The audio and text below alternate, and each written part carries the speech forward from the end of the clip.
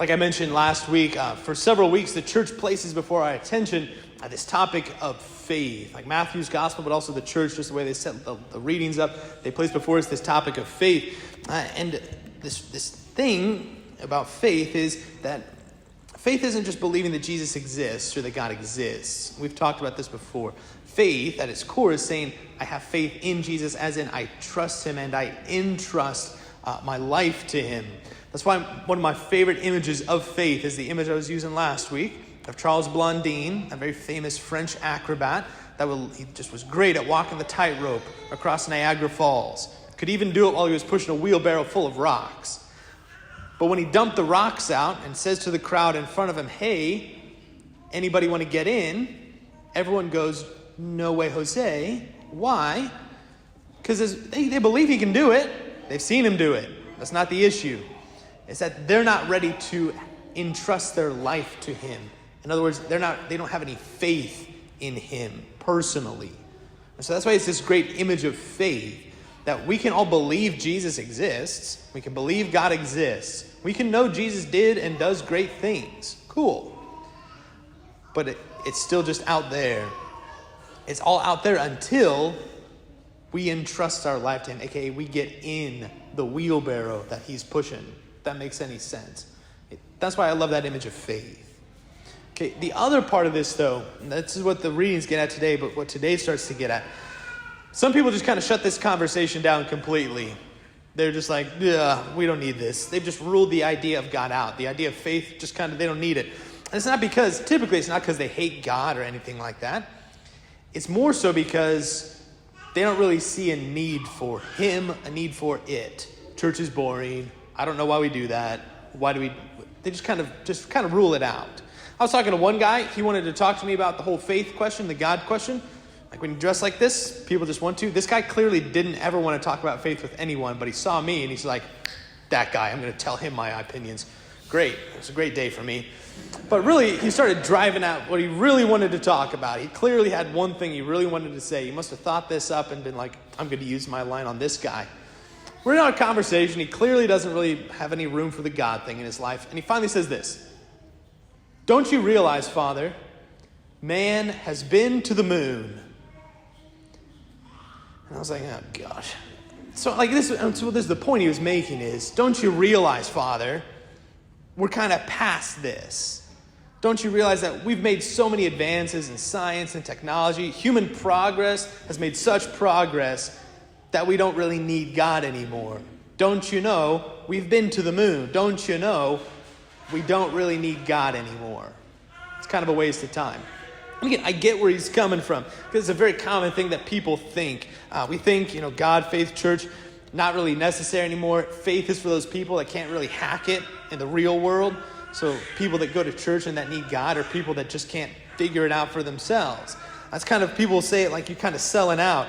So again, I get the argument. I know where people are coming from. It's not like I've never heard it before. I don't understand what you're saying. The funny thing, though, is it's funny to me, maybe, not so many other people, but the funny thing to me, though, is it's just like we're talking past each other, because we're not talking about the same thing.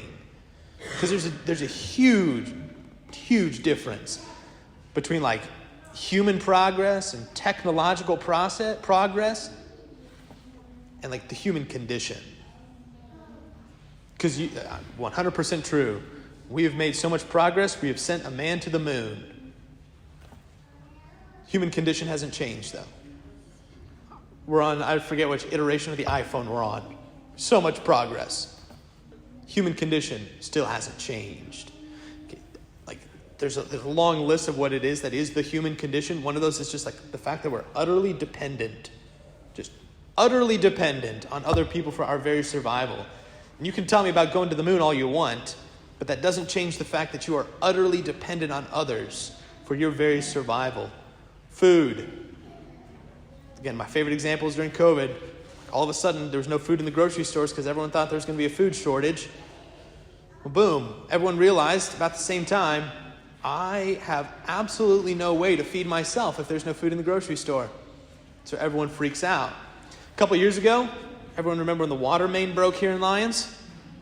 Everyone thinks they can get access to clean water until there's no water magically coming out of their faucet, and they go, I actually have no idea how to find clean water to keep myself going. We freak out. There's plenty of us in here that could it's a HIPAA violation, you don't have to tell us. But many of you could raise your hand and say, if it wasn't for some pretty significant advances in medicine, but now pretty basic stuff in medicine, I wouldn't be here today. Simple things, human progress, so amazing. And yet the human condition is that we are utterly dependent on other people for our very survival. You're not just some autonomous God. As many cool things as exist in the world now, you're not some autonomous God. You're still a human. So that means you're still part of the human condition. All right, Father, that's great. I depend on other people for my survival. Okay, I get it. But it still doesn't mean I need God. It's still kind of boring. Don't need the whole God thing. Okay. This is where this comes in too, because another part of the human condition, and it's the part we don't like to think about, another part of the human condition is the fact there are some things that no matter how much we progress, there are some things that will always be out of our control. Not just my control, out of everyone's control. We call them suffering. There's no magic something we're finally going to fix, and then human suffering is going to be eliminated. Not going to happen. There's no way to eliminate tragedy in our life. You can implement as many laws and seatbelts and everything you want, but that doesn't mean that some kid can't tragically die in a car wreck one night. It's just tragedy is inevitable. Death. As many advances as we make in medicine, the one advance I can guarantee you no one is ever going to make is immortality. We are all going to die. That's the core issue of the human condition. This is the issue at the center of it all. I've told you the line before. It's one of my favorite authors, but she said, have you ever buried someone that you love? Because if you haven't, you will. And then you're going to know what this is. Then you're going to start to understand the human condition. We live in a fantasy land when we're thinking, we're fine, it's all fine. Once something like that happens to us, we recognize that's what people are talking about. This is this human condition that we've been avoiding for so long. This is the core issue at the center of it all. We talked about this during rerouting back in the spring. We used the question, why is everything so messed up? And the answer that our faith gives to us, this is the answer from the beginning. This is why the story of Adam and Eve is so important and not just a nice fairy tale about fruit. This is why it's such an important part of our history and our story. The answer to why is everything so messed up is because from the beginning, humans have decided and have thought up the great line of, I can do this without God, thank you very much. That's what the story of Adam and Eve is all about. We ate that fruit, so to speak, a long time ago. But as a result of that, as a result of us saying, I can do it myself, I can figure things out on my own, what we did, unknowingly, but what Adam and Eve did is they sold the human race into captivity to a power that we literally can't compete against. That's what that story is telling us. That's literally what that story is telling us. St. Paul talks about it as we've been sold to a power, to a government, to a lord, to a dominion called death. Death with a capital D. Not just we die one day, but there is this personal power, this personal thing called death that lords over us. It's captured us, holds us bound. And there's nothing we can do about it. What gun do you get? How do you go to battle with death? What are you going to do? We have zero capacity to deal with this. This is the enemy's minion, Satan himself. One of his minions is death. And this is one of those things where I've had people before tell me, Father, aren't we kind of past that whole death and Satan business? Aren't we past that? It's well, when you stand up and say the creed here in about 4 minutes, and we say, I believe in God, Father Almighty, creator of heaven and earth, and all things visible and invisible. This invisible thing that we're talking about is that there are spiritual beings, spiritual creatures at work in the world that we can't see, but they're there. God made them, and they're there. They're real. One of those is called Satan. One of those is called his fun friend, death. And this is the one that has his grasp on us. There's nothing we can do about it.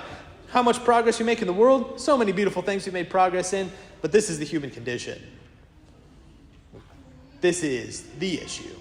Okay, so with that in mind, This is why this gospel today is so important, especially when it comes to the matter of faith. This is why it's so important and why this story is presented in Matthew's gospel. This woman, this Canaanite woman, she runs up to Jesus and she begins pleading with him. Lord, have pity on me. Literally in Greek, it's Kyrie eleison. Just saying that this morning. We're literally plagiarizing her words. Lord, have mercy. Lord, have mercy on me. What's her problem? She's found herself in a position and in a situation that she can't deal with on her own, that no one can deal with. Her daughter's tormented by a demon. Okay, so this is the same sort of a condition we find ourselves in. There's a situation we're in that we can't deal with on our own. We can deal with a lot of stuff. Can't deal with this one. It's out of our hands. Okay, and then there's this whole back and forth with Jesus. But eventually what it comes back to is she just continues to plead with him. And she won't let up. She won't just walk away and say, all right, I'll find some other answer. No, she says, Lord, save me. Lord, rescue me is a literal translation there. Rescue me from this. Save me from this. Do something. And that's when Jesus commends her, saying what? O woman, great is your faith. He commends her for her faith. Commends her for what? Believing that God exists? No. Just like Peter got yelled at last week because he starts sinking into the water. Why? Because he's scared? No. Because he doesn't trust that Jesus can handle this.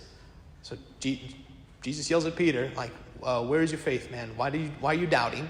Same thing. This woman is being commended not because she believes God exists. She's commended for her faith, that she is incessant in saying, no, I have to give my life. I have to give this situation to you. You're the only one that can handle this. The only one. So this is where we have to ask ourselves, like, why are we here why do we come to Mass? Why are you here? Because you have to be? No. Maybe, but hopefully that's not the reason you give anymore. But why are we here? Why do we come to Mass? Why is this so important? It's because this man, this is the one that has shown us that he's the only one that can overcome the human problem, the human condition. He's the only one that can do it. How did he show us that? He rose from the dead. That's why Easter is such an important part of our life, why it's the central celebration of our life as Catholics, as Christians. That's why it's the number one thing. Why? Because the number one problem that we face, the central problem of the human condition, that's the one thing he showed us, not even that is an issue for him. That's why the Mass is the central thing that we do. Because at Mass, it's Jesus' death and resurrection becoming present. That's what the Eucharist is. The Paschal mystery becomes present for us. That's why even when Father Michael is super boring, I get it. I'm not always, crushing it up here. I get it. But even when I'm not crushing it, you can all say, yeah, Father, we're going to give you a pass. You know why? Because we're not here for you. We're here for Jesus. Because we've entrusted our life to him. He's the one whose death and resurrection, he's the one that fixes it. He's the only one that responds to what we need. So, Father, yeah, you keep trying. You're going to get it one day. But really, we're just here for him. Because he's the one we're after. This is like even the story of this woman in the gospel. It's just the Mass if you look at it. What does she do? She shows up. What did you do this morning? Showed up. Why does she show up? Because she has a condition. There's a condition, a situation in her life that she can do nothing about. You? Are you human? Okay, you're part of the human condition. First words out of her mouth. Lord, have mercy on me. Kyrie eleison. What are some of the first words we sang today? Kyrie eleison. Lord, have mercy on me. And then at the center of it, does Jesus just start preaching and teaching all day? No. At the center of it, what happens is she falls down and does him homage. Literally, she falls down and worships him. What do we do at the center of Mass? We kneel down and we worship him who's present. So by her insistence, by our own insistence, by the fact that we don't just get up and leave, by the fact that we just remain here and wait, what happens then is the Lord comes to us And as we say just before we receive communion, only say the word and I shall be healed. What happens at the end of the story? Jesus heals this woman's daughter. So the story is just a great example of the Mass. The Mass is just this compact version of what we should be doing every single day as Catholics, as Christians. Every day we should show up recognizing our condition as humans and just begging the Lord, Lord, have mercy on us. Just entrusting everything to him, not taking no for an answer. And then, the hard part, just waiting. Just waiting for the Lord to respond, because he will. I'm going to be the first one to celebrate all the beautiful advances in human technology. Love it. Can't wait for the iPhone 20 to come out. It's going to be a great day. Send a man to the moon. Beautiful. We can all celebrate that. But what we celebrate essentially and fundamentally, and what has to be at the center of it all, is the fact that we celebrate the death and the resurrection of the Lord. What do we pray at Mass? Until he comes again. This is what we place at the center of our life. Why? Because this is what truly matters. This is what truly responds to our human condition, to our human need. So our simple response is to place ourselves in the wheelbarrow. To stop letting it be a spectator sport where Jesus is such a great guy, but to say, Lord, I will entrust my life to you.